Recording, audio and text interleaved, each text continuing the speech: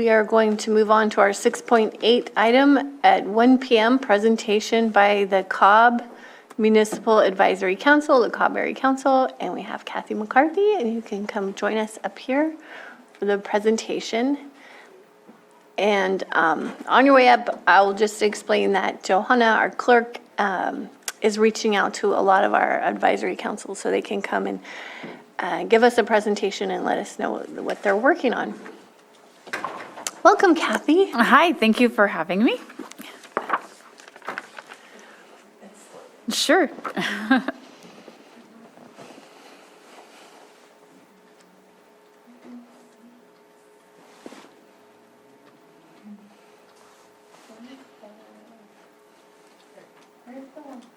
Oh, share? Yeah, well, right the little button. Oh, I think up there next to the sign it says share. No, not share.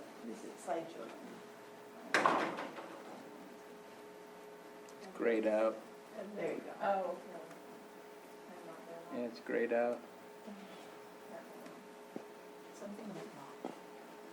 I think it looks great. Yeah, it's probably fine. Okay. You see all my notes? No, it's okay. That's fine. All right, well, this is my Google Slides presentation because that's what I'm familiar with because in real life, I'm a teacher at Riviera Elementary School, and being chair of Cobb Area Council is what I get to do for fun. We can go to the next slide. There you go. Aha. And so this is a sample of an agenda for a regular Thursday meeting. We meet the third Thursday of the month at 6:30 p.m. at the Little Red Schoolhouse.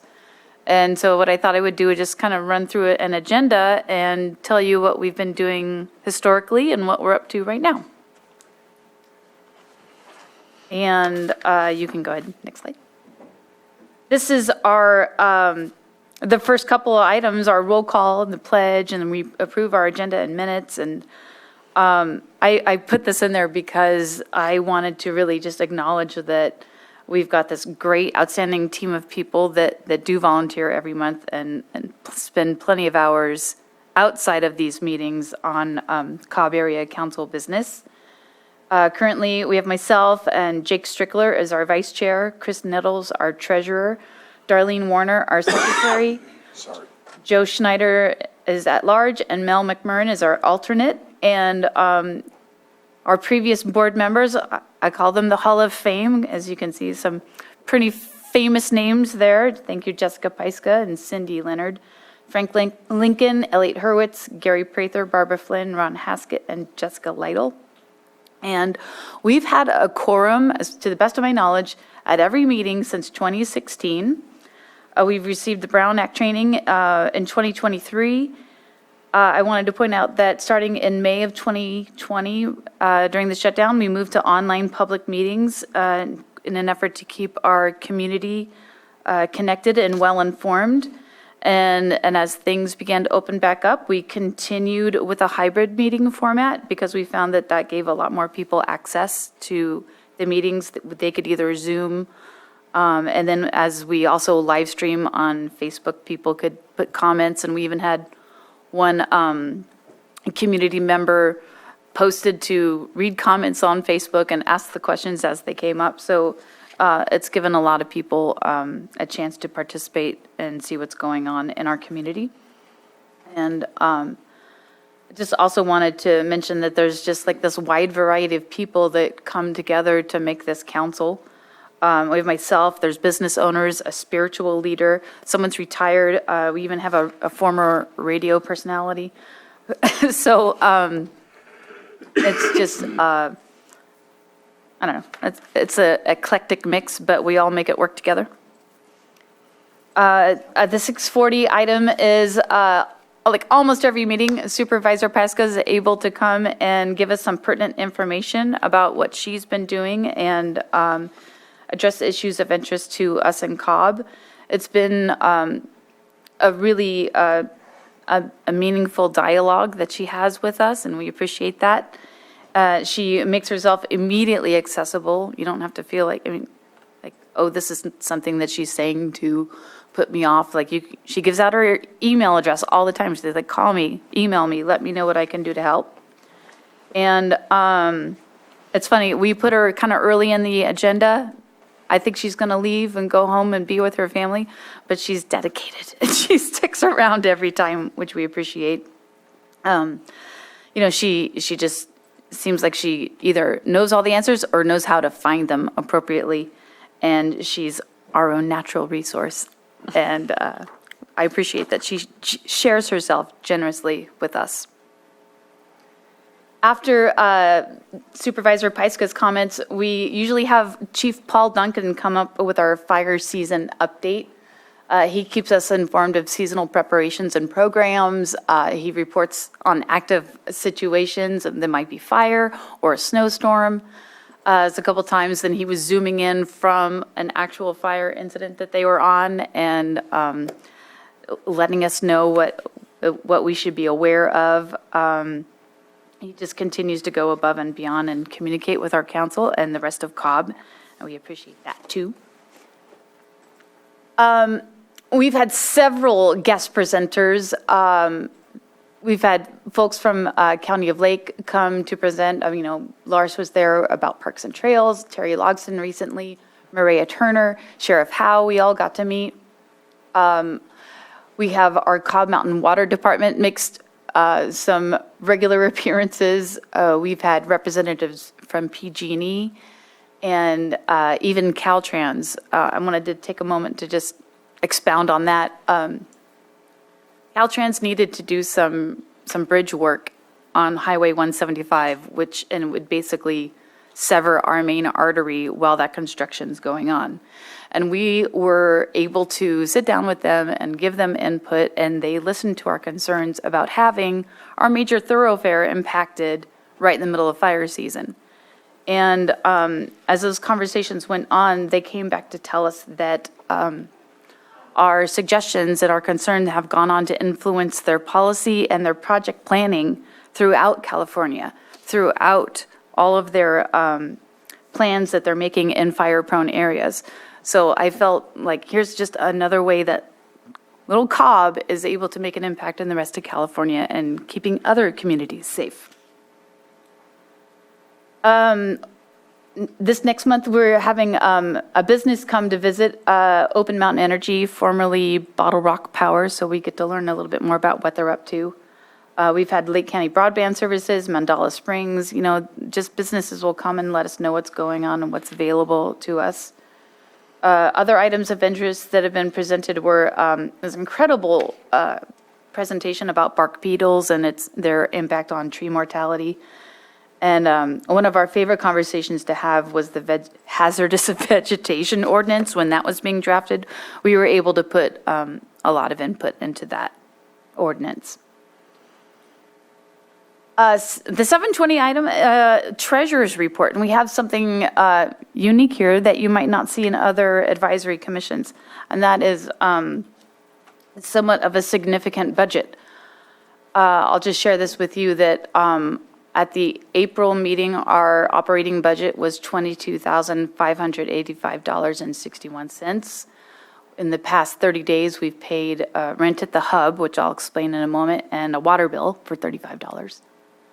And so our current account balances are $12,632.99 in our general fund, $7,000 in our Blackberry Cobbler Festival Fund, $2,417.62 in our Emergency Preparedness Fund for that overall operating budget balance of $22,050.61. And then as an aside, and again, I'll talk more about this in a moment, we have a small business loan fund with a balance of $48,082.63. So how did we arrive at this? You might be wondering.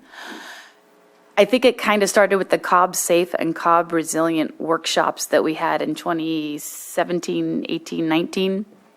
We had two each year, and these were primarily, actually we can go to the next slide for this. These were primarily for community wildfire preparedness and also recovering from wildfire, like We even had people coming in to say, these are the plants you should grow. These are not the plants you should plant. So people, as people were re-landscaping and recreating their homes, they could keep wildfire preparedness in mind. And so those several one-day events morphed into the idea of our resource hub, where instead of having 1 or 2 days throughout the year, this information would be available to visitors and residents throughout the year. And we opened that resource hub on June 13th with our ribbon cutting ceremony and our drive-through event, which you will notice it was during the COVID times, so it had to be a drive-through event. And so those grants and such that initially were for these workshops, these one-day workshops, morphed into this hub situation, which now we are trying to keep going partly through our more grants and our general fund.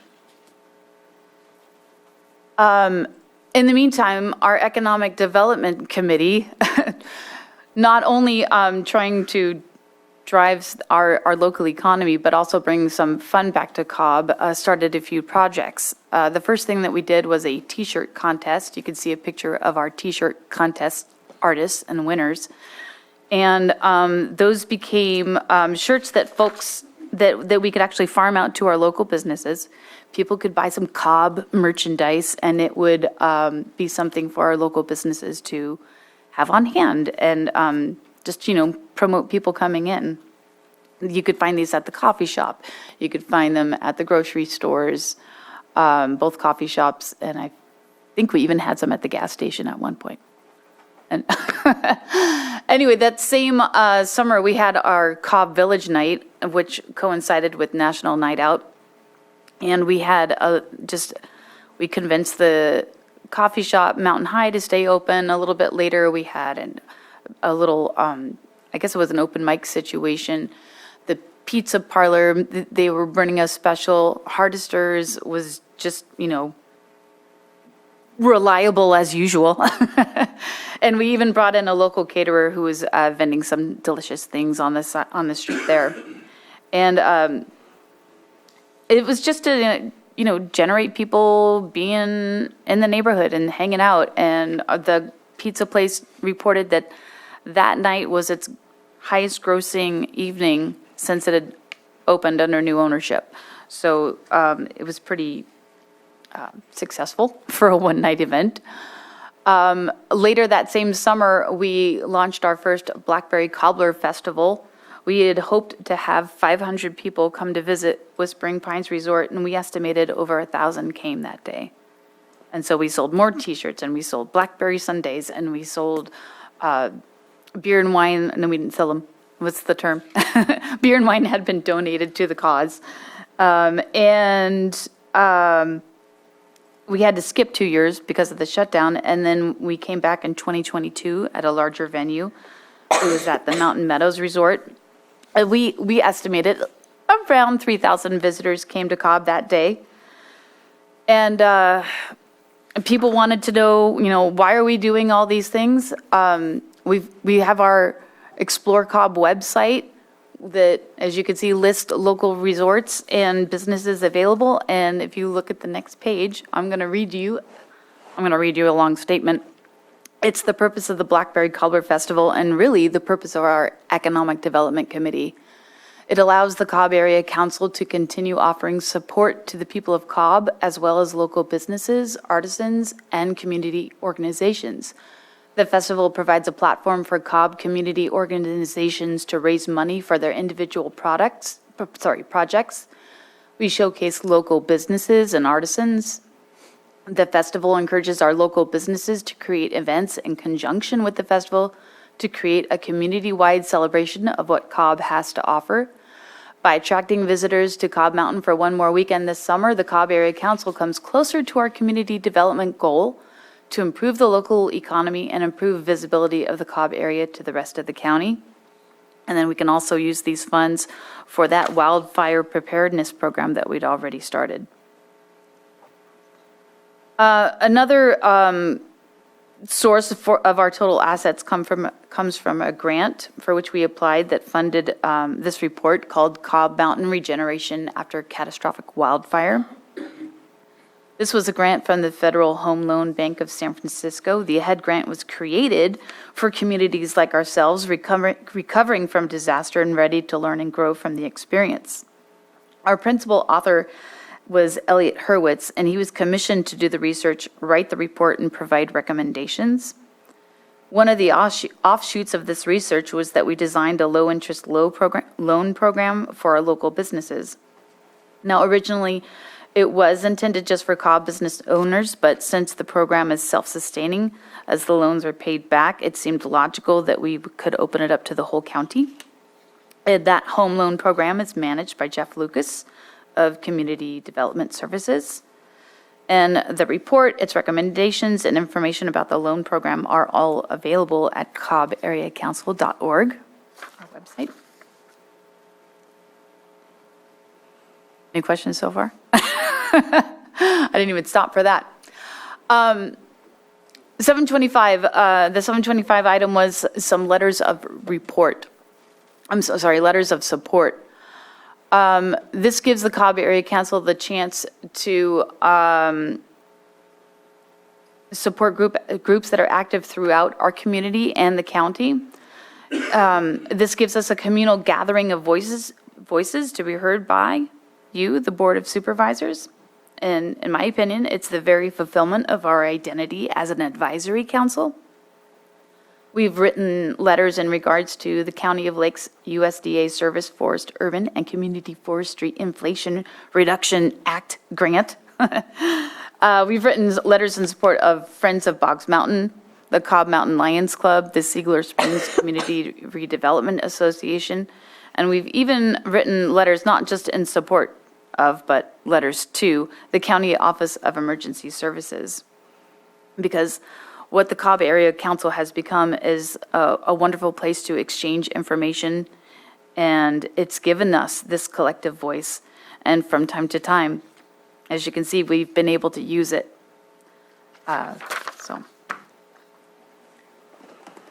After that, we have our committee reports. The committee reports towards the end of every meeting, and these are our current committees that we have in operation. The first one I've asterisked because it's not really a Cobb Area Council committee, although we were a liaison for this happening. The Firewise communities were brought to Cobb through the Cobb Area Council's actions. And Magdalena Hurwitz is our regional coordinator, and she's kept us well informed of the many groups throughout the county working to keep us all prepared for wildfire. She's pointed us in the direction of resources and many times provides the much needed space to meet and plan our next efforts. The Communications Committee, I have a radio there, that's for you, Mel. The Communications Committee is a very active committee. It's a volunteer radio network. Living in Cobb, you can count on the electricity going out, and with that go the phones and the electricity. And when you're in a fire-prone area, recovering from a disaster, that's probably the most frightening thing of all to me, is not being aware of what's going on and how will I be told if I need to be moving out. So we came up with this radio network. We use family radio services, just little walkie-talkies, and many of us have GMRS licenses. And every Wednesday night, we have check-ins throughout the entire community, and everyone gets used to using the radio. You don't have to know scanner code. You don't have to know what all the beeps and bells and buzzers mean. All you have to do is tune in on Channel 9, and if something important is going on, you're going to know about it. Meanwhile, you can rest knowing that somebody is listening and ready to pass on the word. It even came into play during the winter of 2021 when we had a huge snowstorm. It's the middle of the night, trees are falling, power's knocked out, electricity, trees are going through roofs, and then you hear on the radio someone calling, "Hey, I live here and a tree just went through my house and I can't call anyone. I can't call 911. I can't call PG&E. Can somebody help me? Immediately, someone answers back. We're here. We're going to call them for you. And don't worry, help's on the way. In the middle of the night in a snowstorm. And so, yay, yay radios. Keep your radio on. And people take shifts during Oh. active emergencies. Yes, during active emergencies, I've even taken the shift from 2 to 3 o'clock in the morning, and you just, watch the scanner pages on Facebook, and now we have watch duties, so you're diligently watching that, looking at the Windy app to see which way the wind's blowing, and if it's necessary, you alert. Thankfully, we haven't needed to, but if it's necessary, you can alert the whole community of what they need to know about. And it just brings such peace of mind that you can actually get a couple of hours of sleep and know that you're not going to wake up in the middle of a firestorm. Another committee we have is the Forest Health Committee. Currently, Jake, meant to point out that each one of these committees has one of us board members as a board liaison, as well as there's a chair and a set of bylaws. The Forest Health Committee was a direct result of the recommendations made from the study and the report that I mentioned earlier. One of their current projects is working to maintain the health of Kelsey Creek. They've offered some workshops, and that committee also was partnered with the pilot program for the air curtain burner that just finished. The Economic Development Committee, I kind of mentioned what we've already been up to in regards to how our budget grew so big. By the way, the Blackberry Cobbler Festival this year, if I didn't mention it, is August 26th, 2023. The committees phase in and out as needed. One of the committees that we had was somewhat of a watchdog group that monitored the cleanup of the Hoburgs Resort to make sure that that was appropriately cleaned up after the fire, because they had some other incidentals that needed to be taken care of, and they were slow to act. But with our nudging and prodding and watching and hopefully consulting, they were able to finish that up. And at this point, I wanted to give some special thanks to our community members, specifically the Mountain Lions of Cobb, because they provide us the space to gather at the Little Red Schoolhouse. I wanted to thank SSCRA for partnership in several projects, and especially for partnering with us throughout the pandemic. They provided our online and later our hybrid meetings with their Zoom account. Alan Hurwitz and Tom Stiles were providing video and microphone coverage for all of those hybrid meetings. There are many dedicated individuals who participate monthly. They're asking the important questions and giving support back to this community, and they're giving us the fuel to keep going, including Tom, who, he's even here today. Thank you, Tom, for your ongoing support and participation. You can always count on a handful of people to be there. Glenneth, he's the guy who's monitoring Facebook and the Zoom meeting at the same time. And Wendy Collins is always there to come up with some other new idea. Robert Stark, we love him, can't get enough of him. He's always there. And not to mention those representatives at the Lions Club that hang out because we are using their space. I also wanted to thank our family members. They support those of us who are sacrificing our time to volunteer in the service of our Cobb community. And I wanted to thank this board for granting us this opportunity to represent the good people of Cobb. We're just a handful of volunteers. As I mentioned, we all have our full-time jobs outside of this work that we do. And we do it because we love where we live. We care about our neighbors, and we really want to see our community thrive. We just want everyone to be in the know. We want to provide a place where concerns can be voiced and heard, victories can be celebrated, and real work can be done. So I'm grateful to be of service, and I know all of my fellow CAC board members feel the same. And thank you for letting us do this.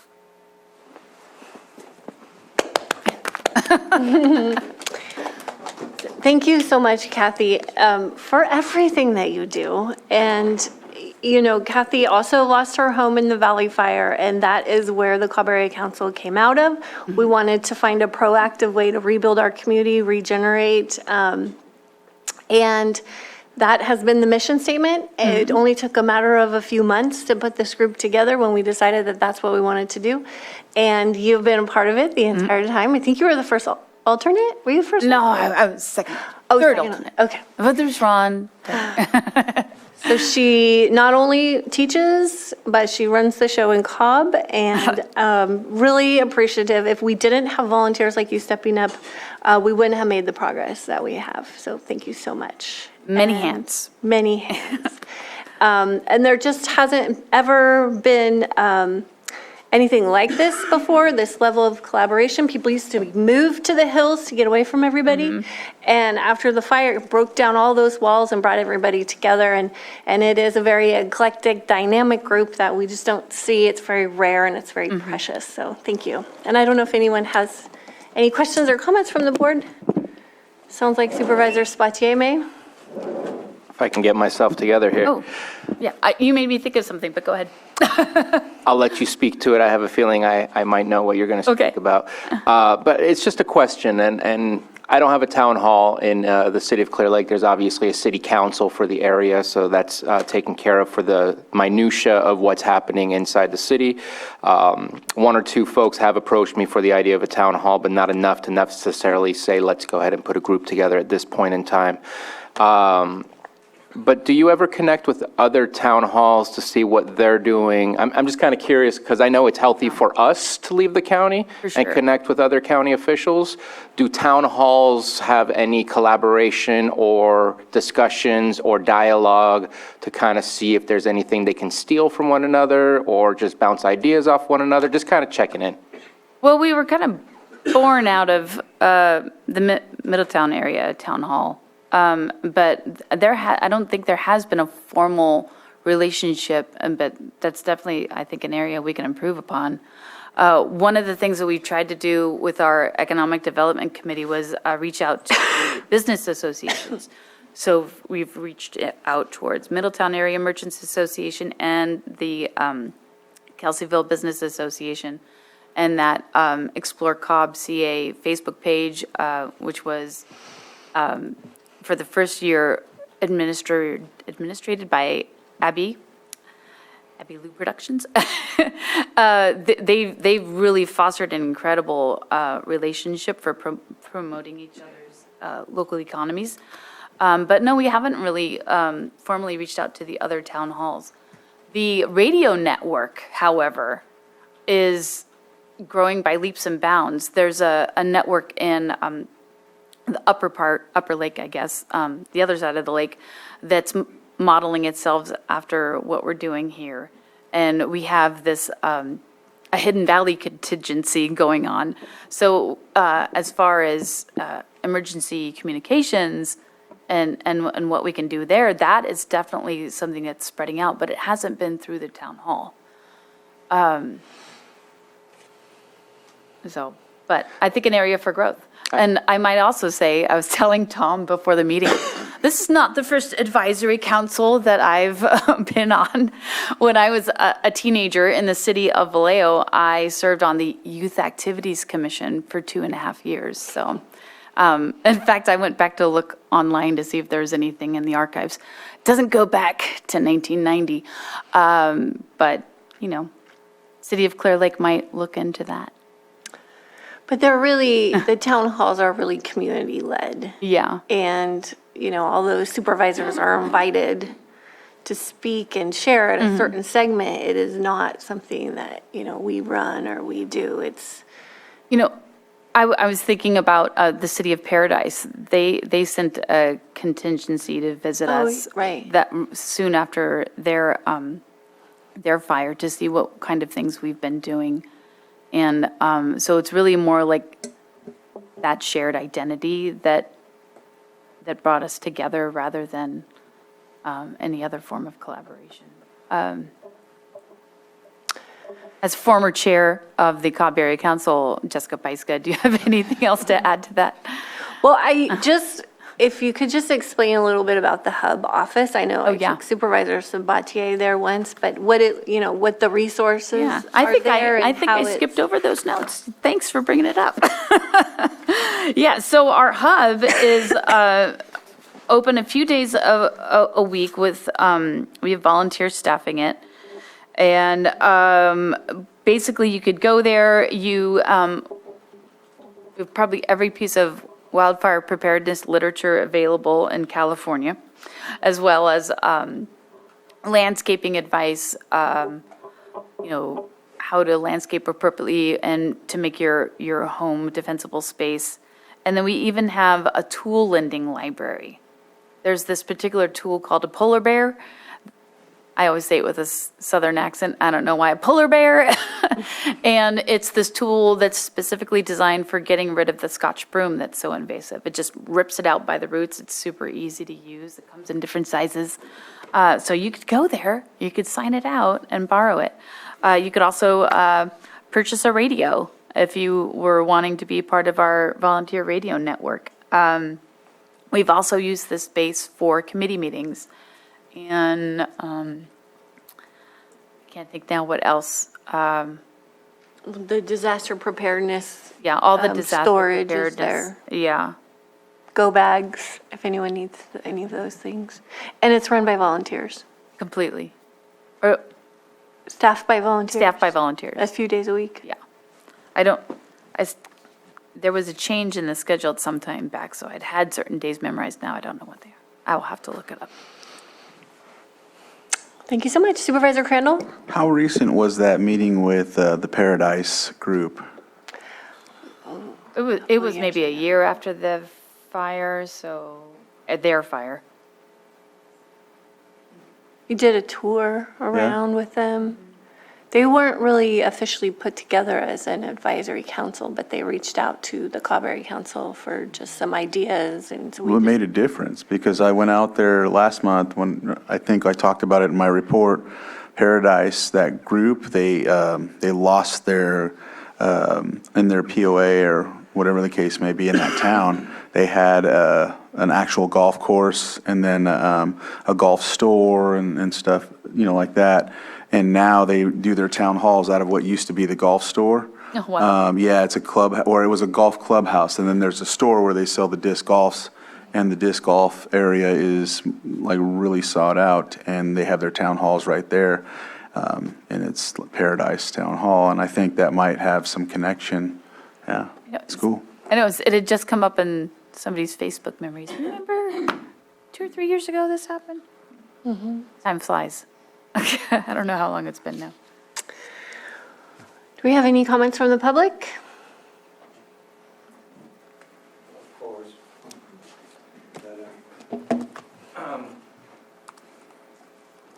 Tom Slade, I didn't know whether to say anything or not. I don't think there's anything I can add to that, but as a Cobb resident since 1984, I think the word grateful is not too strong of a word to use for the Cobb Council, and I'll just leave it at that. And thank you, Jessica, as one of the founders. But anyway, thank you all. Thank you, Tom.